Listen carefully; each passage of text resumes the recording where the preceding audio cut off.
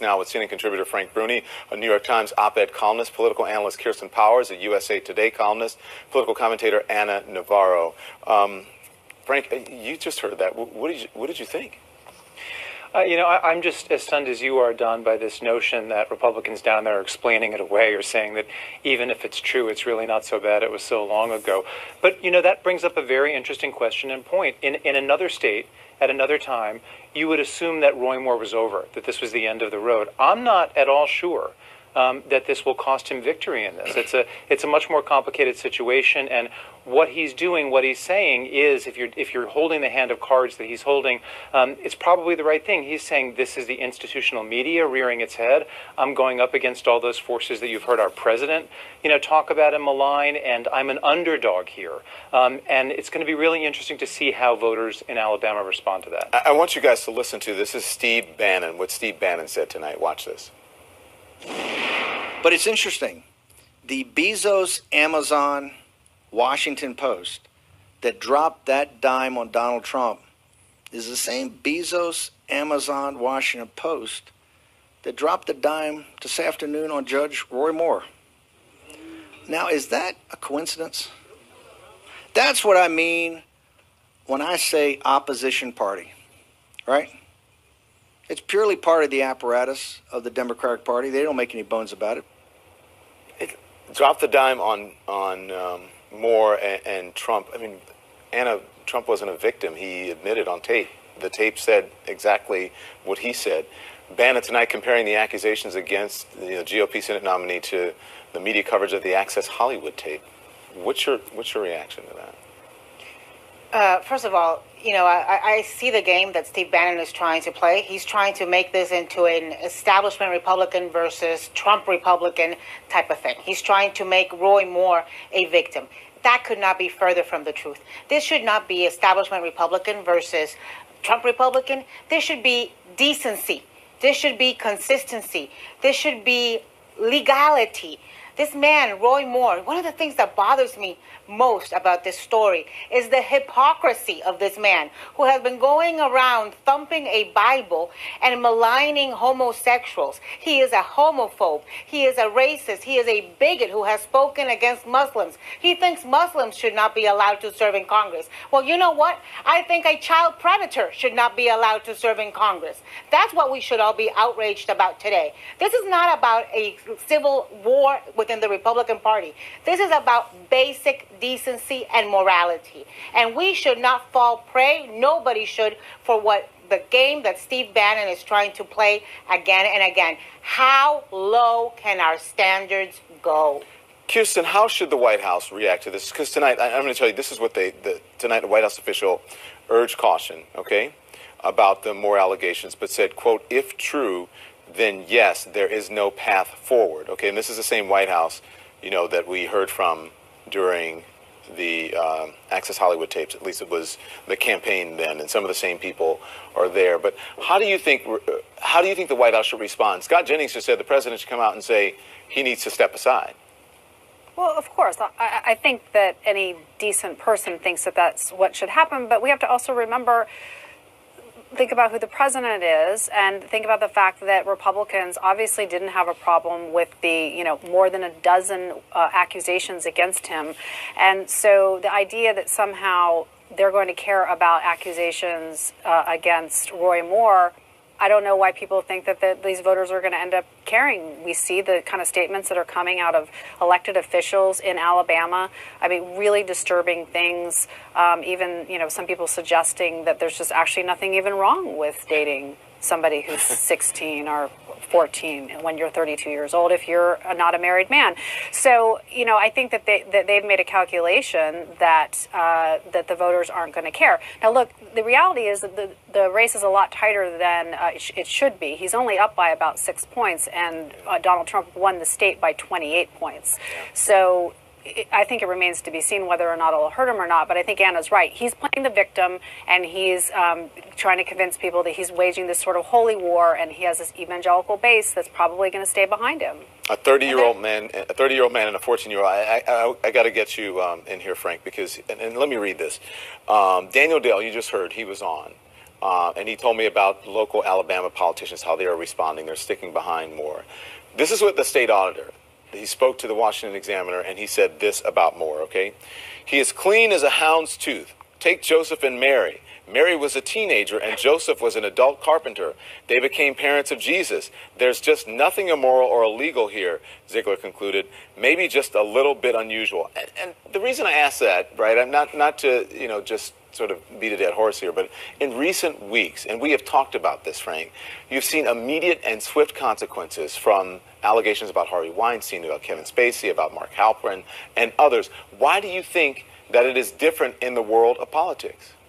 I think we have become, part of the answer is we've become so partisan that you look for any sort of rationalization, you look for any sort of excuse to be able to hold on to the candidate who's a member of your tribe. That's part of what's going on here. But it's interesting, I'm glad you mentioned all of those other cases, all of those other men, because, Steve Bannon is planting the notion that this is only coming out now because the election is almost around the corner and this is a classic, Democratic or media trick. This is coming out now because women are coming forward now. I have to assume that a lot of what set this in motion and brought this to the Washington Post's attention and facilitated what was incredibly thorough and persuasive reporting is the fact that women are speaking up. They're feeling emboldened when they didn't feel emboldened before. And so if you want to talk about timing here, that's as good an explanation for why we're hearing this story now and not during previous candidacies of Roy Moore as any sort of dirty trick by the media or by Democrats. We run stories, you know this as well as any of us, Don. We run stories when we have them. This is when the Washington Post nailed down the story. And this is a very disturbing story. You can talk about Mary and Joseph all you want. It doesn't change a thing. Yeah, so listen, this is what the Post says.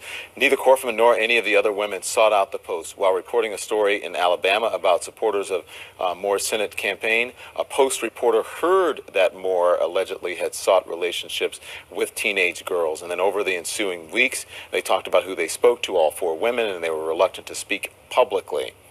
What do you think, Anna? Is this a left-wing conspiracy against Roy Moore? It's not. Look, one of the writers of the story is Beth Reinhardt. She used to be at the Miami Herald. I know her from there. She also was at the Wall Street Journal before going to the Washington Post very recently. Beth spent 2 weeks in Gadsden, Alabama, researching this story. And one of the very smart things they did, first of all, every woman is on the record. The woman's mother is on the record. And one of the smart things they did, is the one who was 14 years old says, look, nobody's going to ever accuse me of being a saint. They go and they talk about her bankruptcies and her divorces so that it's not brought out against her. She brought it out herself. This is about hypocrisy. And one of the things that should really bother the people of Alabama, who I hope make the right choice if this guy stays in the race, is that when this happened, he was a prosecutor.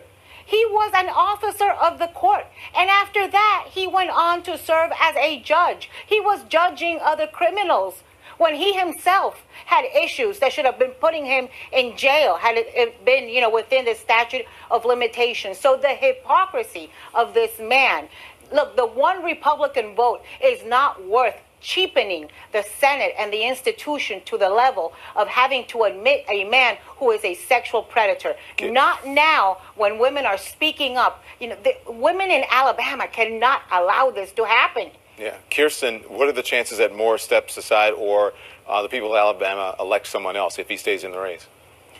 Well, I don't think he's going to step aside. You can already see the way people are rallying around him. You look at what Steve Bannon said. Sean Hannity has come out and said a lot of troubling things in support of him as well. So, and even if he steps aside, I don't think there's nothing. It's not like anybody can really replace him. So, I don't think he'll step aside, and I think probably he'll win. But like I said, the race is unusually close for a race in Alabama. He should be up by much more, and he's already a very controversial person, even separate from this. So, because of that, he could be in trouble. But otherwise, I think he would probably be fine if he wasn't already so controversial. And Don, there's a reason why you're not seeing Democrats, why you're not seeing Chuck Schumer and other Democrats out there beating the drums on this.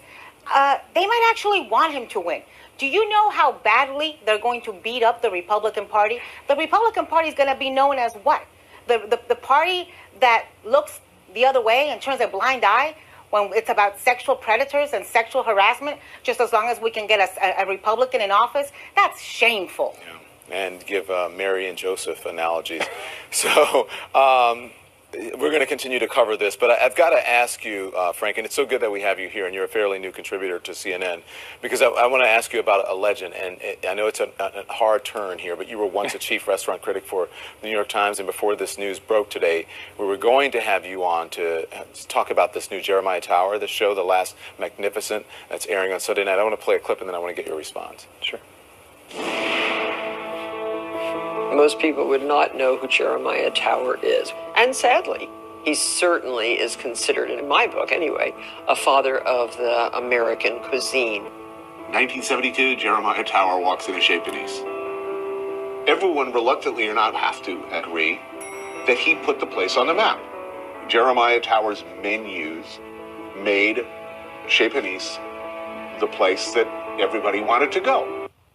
Wow, what else are we going to learn about this legend?